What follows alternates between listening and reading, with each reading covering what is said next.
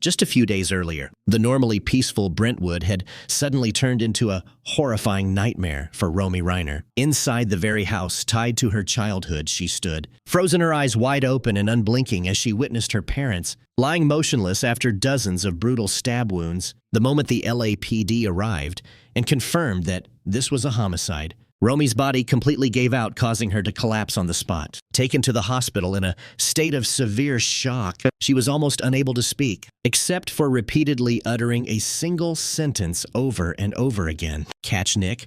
Don't let him get away." When she learned that Nick had been arrested, Romy gradually regained consciousness, but the pain and the haunting trauma continued to weigh heavily on her mind. Today, under intense pressure from the media, Romy decided to speak out. Her words were not merely the story of a family tragedy, but also exposed a shocking truth. She herself had played a role in the tragedy as an unwitting accomplice who had led, however unintentionally, to her parents' deaths. So what exactly did Romy Reiner do? An interview with CBS News would reveal all the dark secrets hidden behind the Reiner family, once regarded as seemingly perfect. On the afternoon of December 14th, when the last rays of winter sunlight were still stretching across the window frame, Romy suddenly received word that her parents were not answering their phones at all. A wave of unease immediately surged through her, and without taking time to think further, she hurriedly drove to the familiar house in Brentwood, the place where she had grown up and where countless sweet memories with her parents were preserved.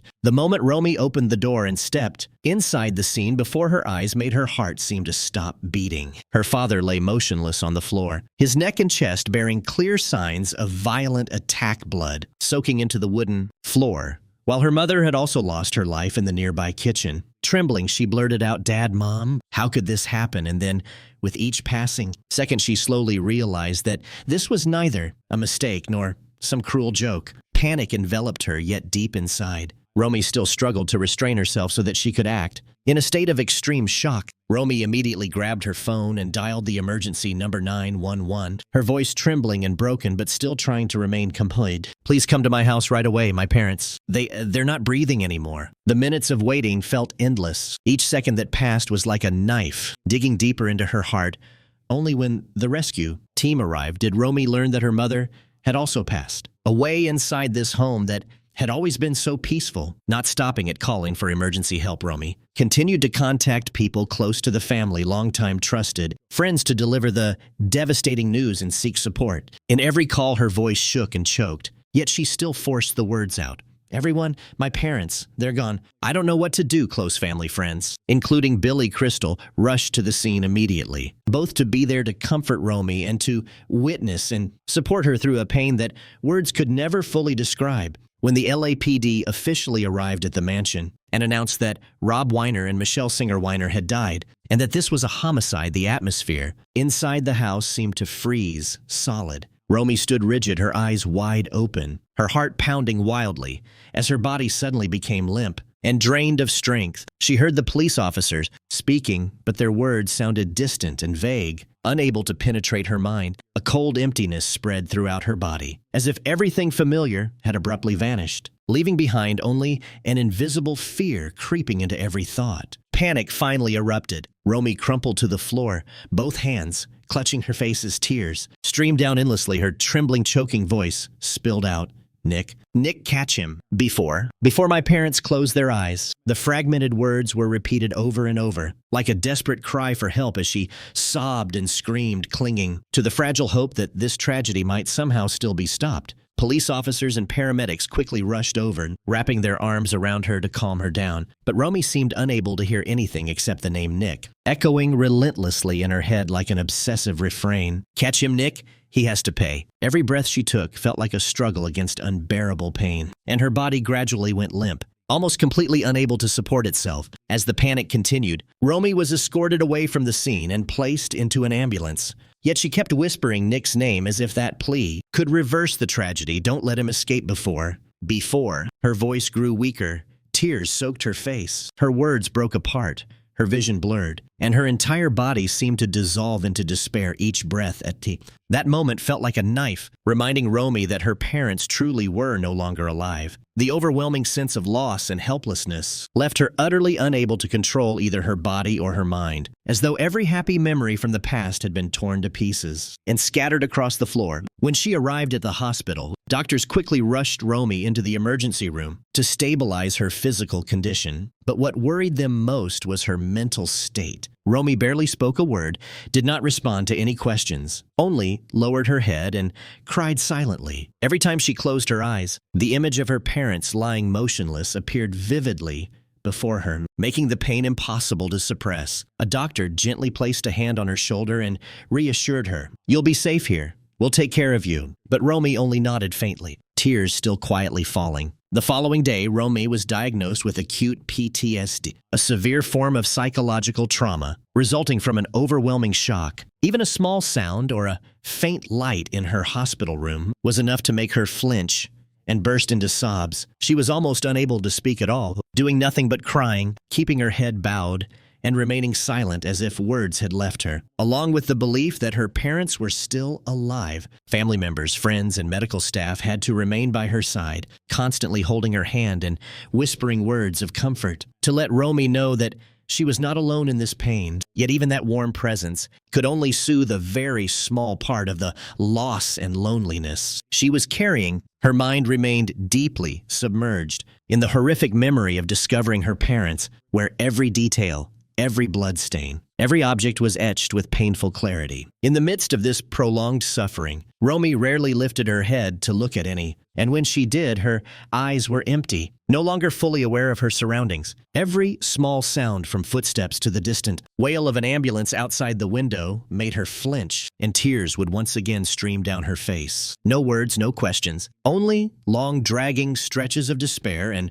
overwhelming loneliness. At times, Romy let out faint moans, as if calling out her parents' names in hopelessness. "Dad, Mom, why did you leave me?" But no one could answer, and that very silence only made her pain sink even deeper. The doctors could only watch quietly, patiently waiting for her to gradually regain a sense of calm, step by step amid the haunting stillness of the hospital room. By December 16th, after nearly 2 days submerged in pain and tears, Romy Reiner gradually regained a measure of clarity upon learning that her younger brother, Nick Reiner, had been arrested by the police. The extreme panic that had gripped her earlier began to subside somewhat, giving way to a simmering anger rising deep within her. For the first time since the horrifying shock, Romy was able to think more coherently, realizing that this tragedy was not merely a personal loss, but a clear-cut crime one in which responsibility and consequences had to be drawn with absolute clarity. However, just as her mental state had begun to stabilize, another painful shock struck. Later that same day, Romy's phone suddenly rang.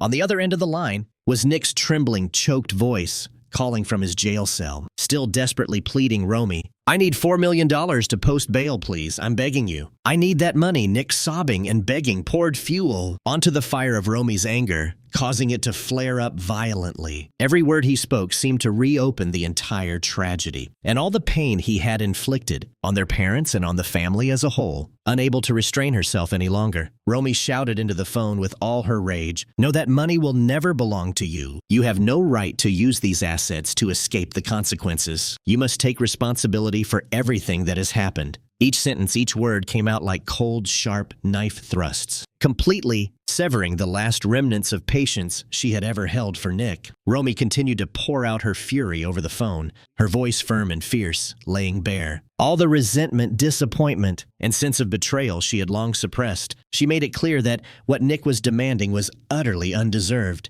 that family assets, blood ties, and trust were not tools for him to manipulate or exploit. Her anger at that moment seemed to embody the pain that the entire Reiner family had been forced to endure. After that tense phone call, Romy felt compelled to express her stance and clarify information to the public, not only to share her personal grief, but also to firmly assert her position regarding the matter. She decided to post a statement on social media, measured in tone yet heavy with emotion. "Our family is in profound grief and shock over what has happened. We love one another and will stand together as we get through this extremely difficult time." The statement quickly spread, receiving countless messages of sympathy and encouragement from the public, friends, colleagues, and those who cared about the Reiner family, although no words of comfort could erase the tragedy. They did, to some extent, help Romy feel that she was not entirely alone amid such overwhelming pain. Even so, despite having released the statement, anger continued to churn within Romy. Nick's demand for money loomed in her mind as a symbol of utter heartlessness, reinforcing her resolve to remain clear-headed, to protect what belonged to the family, and to draw an uncompromising line between blood ties and the law. Romy sat silently, staring fixedly at her phone screen, the image of the earlier call still echoing in her mind. Nick's crying, pleading voice now translated for her into nothing but cold fury and an unshakable determination to seek justice for her parents. She let out a quiet sigh. Her eyes were still wet, but her spirit was steadier than it had been 2 days earlier, as though the storm of emotions was gradually being transformed into the strength to act. Throughout that entire day, Romy Reiner spent most of her time in constant contact with the family's attorney, David L. Cohen, as well as with investigative authorities, ensuring that every step related to the case was carried out transparently and in full compliance with the law. She understood that maintaining close communication was not only essential for the legal process to proceed smoothly, but also the only way to protect the assets and legacy her parents had painstakingly built. Every call, every email was closely monitored. By her allowing no room for error, Romy was fully aware that beyond the pain of loss, she now had to step forward as the protector of her family's interests. The estate, valued at approximately 200 million USD, was not merely money, but the embodiment of her parents' values, hard work, and love. She told herself quietly yet firmly, "I cannot let him take everything." Never, her voice trembled slightly, but carried unwavering resolve in the silent room, like a vow made to her parents. Memory. Each time Nick Ryan's name was mentioned, anger surged back within Romy. She believed that Nick did not deserve to possess a single thing belonging to the family, and that protecting the estate was not only a legal obligation, but also her way of confronting the person who had caused the tragedy. In her discussions with attorney David Cohen, Romy provided a detailed list of accounts, properties, and investments, demanding that every procedure be subjected to the strictest oversight. Romy repeatedly emphasized, "He will never be allowed to touch our parents' estate." The statement rang out like an unyielding command, both a warning and a declaration that the authority and responsibility now rested in her hands. Every legal step was weighed with meticulous care, from freezing accounts to establishing mechanisms for managing the inheritance, all to ensure that Nick could not exploit any loophole. Throughout the afternoon, Romy closely followed every development from the investigative authorities, receiving updates regarding Nick's arrest, while simultaneously making sure that all asset-related documents were properly signed and legally certified. She reviewed the will powers of attorney and repeatedly reminded her lawyer that all evidence must be safeguarded without exception so that the $200 million estate would never fall into the hands of the person who had murdered her parents. Although her body was still trembling from the immense psychological aftershocks, Romy's inner strength had become firmer than ever. She understood that stepping forward to protect the family estate was not merely a legal obligation, but the only way to preserve and honor the memories and values her parents had spent their entire lives building. "I will not allow anyone to harm what my parents spent a lifetime creating," Romy told herself in silence, her eyes red and swollen with tears. Yet her gaze resolute and unyielding outside of Brentwood. The world seemed to fall silent in mourning for Rob Reiner. News of his tragic death, along with that of Michelle Singer Reiner, spread rapidly, plunging fans in the Hollywood community into deep sorrow across social media. Countless tributes filled timelines. Messages of remembrance, gratitude, and profound respect poured in from all directions. Romy Reiner quietly followed every comment from cherished memories tied to the Princess Bride, and this is Spinal Tap to personal stories shared by audiences about how her parents' work had influenced their lives. She felt both choked with emotion and strangely hollow, because each message reminded her that her parents were not only the pillars of her family, but also the soul of an entire artistic community, even as her pain remained raw. Close friends and colleagues of her parents, from Zooey Deschanel and Harry Shearer to Kathy Bates and Ben Stiller, continued to post heartfelt tributes. They praised Rob Reiner's talent, character, and kindness, flooding social media, and the press with a wave that was both comforting and heartbreaking. Every word, every post felt like an invisible embrace, offering solace, while also underscoring the magnitude of his legacy and influence. Yet amid this outpouring of remembrance, the media began to tighten its grip around Romy. Cameras, microphones, and lenses were constantly trained on her. Reporters relentlessly called, texted, and appeared outside the residence where she was staying. They waited for a statement, a direct response, while Romy was still struggling to confront the crushing loss and severe psychological trauma she had endured. Every time her phone vibrated, it felt as though Romy's heart was being squeezed. Television networks and newsrooms pressed on. "We want to know how you're feeling right now, Romy. Please give us an interview." She remained silent, her eyes bloodshot, unable to speak, tears quietly falling as anger mixed with despair churned inside her. That anger was not directed at the press, but at the cruel circumstances. She was forced to endure the unbearable loss and the overwhelming pressure from the outside world. The interview requests came in waves, from major networks to entertainment outlets, repeated again and again, some even carrying a tone of insistence. "Romy, please talk about your parents, about the tragedy that just happened." But Romy could not do it to her. Every question felt like a blade cutting deeper into a heart that had already been shattered. Everything finally crossed the limit on December 17th, 3 days after the tragedy. Romy Reiner was left with almost no private space at all, as reporters from everywhere lay in wait, peering through windows, phones ringing incessantly, cameras and microphones constantly pointed in her direction. She could not step outside, could barely breathe, feeling as though she were trapped in a narrow room where pain and external pressure tightened around every heartbeat. The media pressure became unbearable. Every ring of the phone, every knock at the door made Romy flinch, her heart racing uncontrollably. She knew she could not keep avoiding it forever, even though every cell in her body longed to flee from the world's prying eyes. In the end, Romy agreed to sit down for an interview with CBS News, fully aware that every word she spoke would spread across the United States, and that even the smallest misstep could be magnified. Sitting in front of the camera, Romy looked utterly exhausted, as though she had just awakened from a long, relentless nightmare. Her face was pale, her eyes rimmed with red, her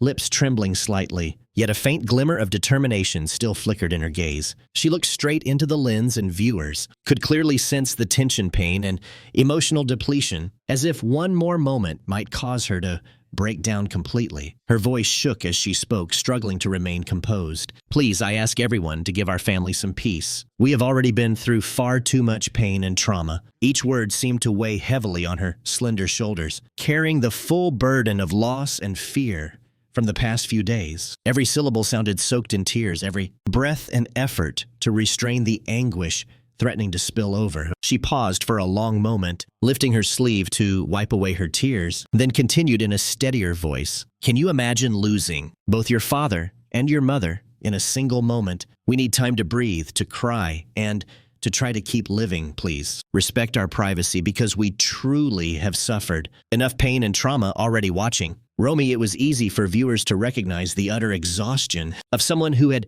just survived an unimaginable shock, fear flickering in her eyes. Her hands clenched tightly on her thighs. Every long breath an attempt to hold on to fragile composure. At times her lips trembled, a tear rolling slowly down her cheek. Yet she persisted, as if determined to send a clear message that private grief is not something meant for public consumption. Romy went on to recount what had happened during those 2 devastating days. From the moment she discovered her parents' bodies to the moment she witnessed Nick Reiner being arrested, her voice grew hoarse as she spoke about the first time she saw her parents lying motionless in the familiar house. "Everything happened so fast. I didn't know what to do when I saw that scene." Tears fell silently, but she continued to tell the story as clearly and honestly as she could. When the reporter revisited that moment, Romy's voice trembled, choking with emotion. "I never imagined I would have to witness something like that. My heart nearly shattered." Each word was heavy, carrying emotions she had suppressed for days. Her eyes flashed with fear tears, welling as if they could spill, at any second allowing viewers to fully grasp the terror and utter helplessness she had endured. She continued by describing the moment she had to call the police, her voice still shaking but resolute. I had to dial the number, I had to tell them, but my heart almost couldn't bear it. The tension, fear, and overwhelming guilt intertwined, forcing her to pause for several seconds to catch her breath before continuing, tears streaming down her face. Every detail Romy shared pulled listeners into her pain, revealing how being forced to act in utter desperation is an unbearable psychological burden, one that no child could ever easily endure. Nevertheless, the most shocking detail Romy revealed was even more horrifying than anything that had come before, when she admitted that she herself was also part of the tragedy that led to her parents' murder. Under the relentless pressure of the questions, and perhaps weighed down by the crushing burden of her own conscience, Romy suddenly spoke a truth that left the entire filming crew stunned into silence. She lowered her head deeply, took a long breath, and then slowly said, I feel that I also bear part of the responsibility in this tragedy. I am an indirect accomplice to Nick. According to Romy, she was the one who had witnessed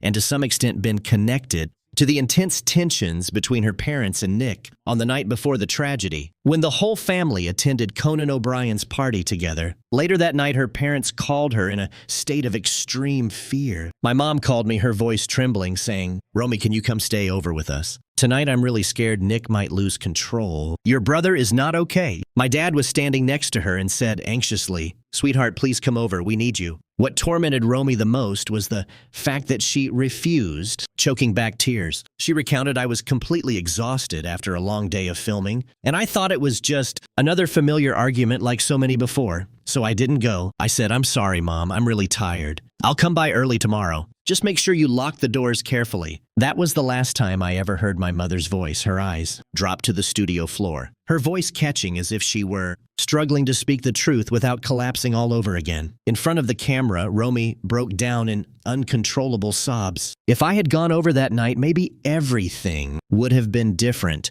Maybe I could have stopped Nick.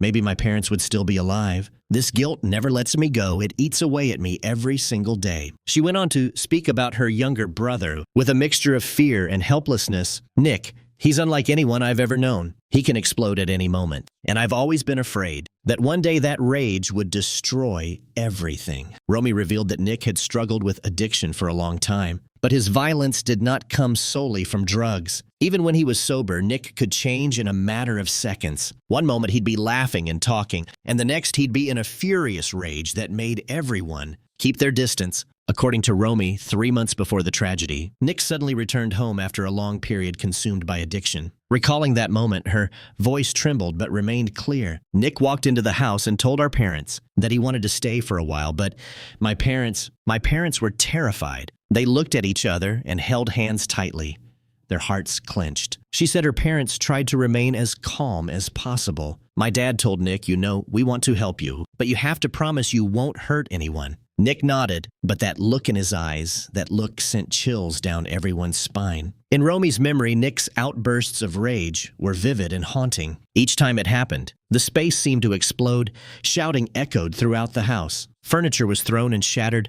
Cups, bottles, and decorations crashed onto the floor, rolling everywhere. People were forced to retreat, dodging flying objects, or rush out of the room to find a place of safety. That chaos was not just a series of isolated moments. It gradually created a constant atmosphere of tension, making anyone who lived near Nick wary of every gesture, every glance he made. In Romy's mind, Nick was not merely an addict with unpredictable behavior. He was a latent danger capable of erupting at any time. Whenever Nick appeared, the atmosphere in the house immediately became taut as a drawn wire, and even her parents, loving and patient as they were, lived in constant fear, always mentally preparing themselves for his unpredictable aggression. Romy's eyes revealed the long-standing trauma and helplessness she had carried for years. Seeing her own brother as both family and a perpetual threat to everyone they loved, Romy did not hide her rage and despair. When confronting the fact that Nick Reiner was the one who caused the tragedy, she admitted that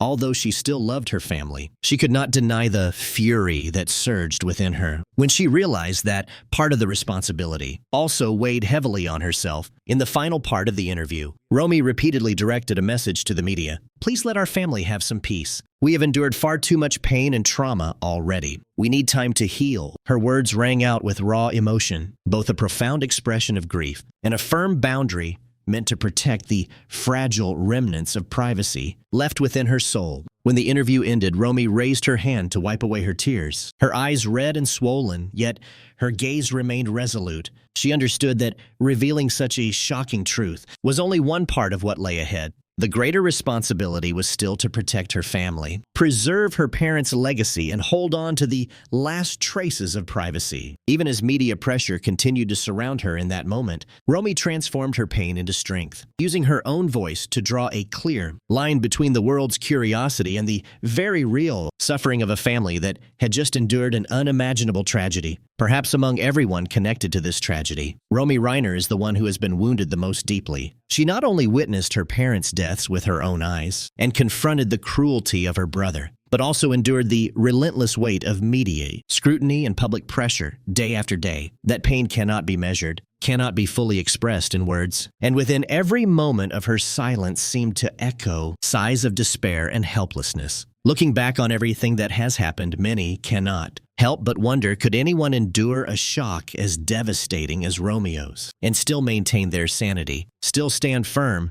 to protect their family and their parents' legacy? Trauma, regret, anger, and love intertwine into a heavy yet tragic emotional burden, turning her into a vivid image of a daughter who has suffered profound loss, while carrying an overwhelming responsibility on her shoulders. We may never fully understand Romeo's pain, but her story reminds us that family, memory, and love are among the most precious things we have, and when those values are threatened, human beings can discover a strength they never knew they possessed. Thank you for listening. And accompanying this story, one filled with loss, yet overflowing with emotion if you wish to. Continue following stories that are deep and emotionally resonant. Please subscribe to the channel so you don't miss any future videos. Every subscription is also a way of showing compassion and respect for those who are facing real pain just like Romy Reiner.